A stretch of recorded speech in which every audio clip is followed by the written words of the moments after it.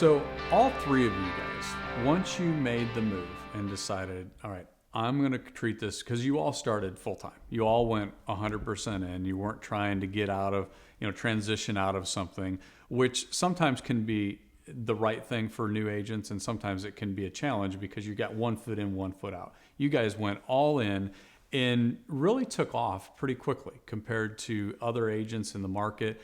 By industry standards, your production is significantly higher than where most other agents are. After maybe 4 or 5 times more time in the business, you're still out producing a lot of those people with a lot more years. So what types of things did you have to learn in order to help you get started that quickly? And we'll go, Terry Leaf, go ahead, and if you can answer that first one. I think one of the most important things was the scripts. We were given, or you gave us scripts to use to know what type of conversations to expect, and then how to respond to certain questions, how to handle those conversations. I think that was the most important thing to make me feel comfortable and picking up the phone and calling people, whether that was a true cold call or it was calling my centers of influence, my friends and family, just being able to be comfortable in those conversations. Yeah, so the scripts are, and that makes a lot of sense, because the scripts really are, real estate, like any other industry that you guys were all in, it all has its own language. And I think when I made the move, that was definitely one of the things that was concerning. I understood the process.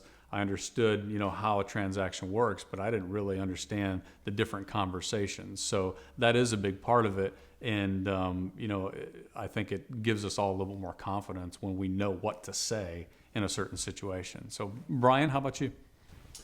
Yeah, I would say the scripts are a huge part of it. In this business, you can not have a lot of skill, but just know what to say to people. And you can make a lot of contacts without a lot of knowledge or skill in terms of the conversations, but you combine the two and you can do big business, as we've seen. So I think knowing what to say is certainly a huge part of being a top producer. Okay. Yeah. Katie, what besides knowing what to say and scripts and learning the language, what else do you think was gave you the opportunity to be able to get to a pretty good production fairly quickly? I think one of the biggest things was treating it like a 9-to-5, in the sense of having my accountability to be in the office every morning and to set a schedule and to stay with that schedule. So making the contacts and getting the experience.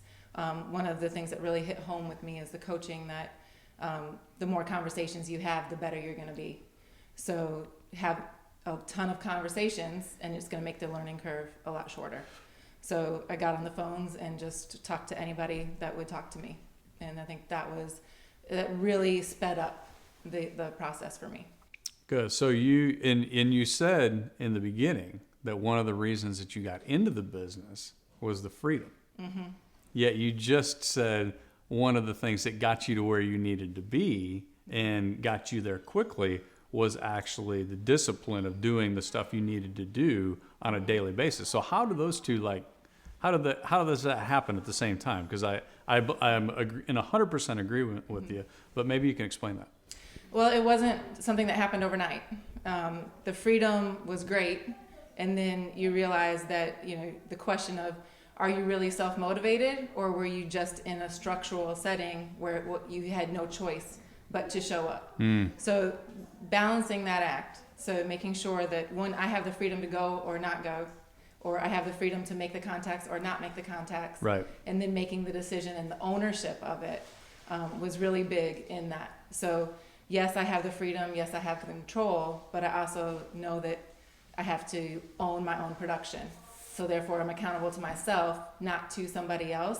And that's another really big part of this business. Yeah, and I think you guys have all figured out that the freedom, because we've all said that. We got in, we want to be our own boss, we want to have some freedom, we want to be able to write our own schedule, make as much money, and help as many people as we choose to do.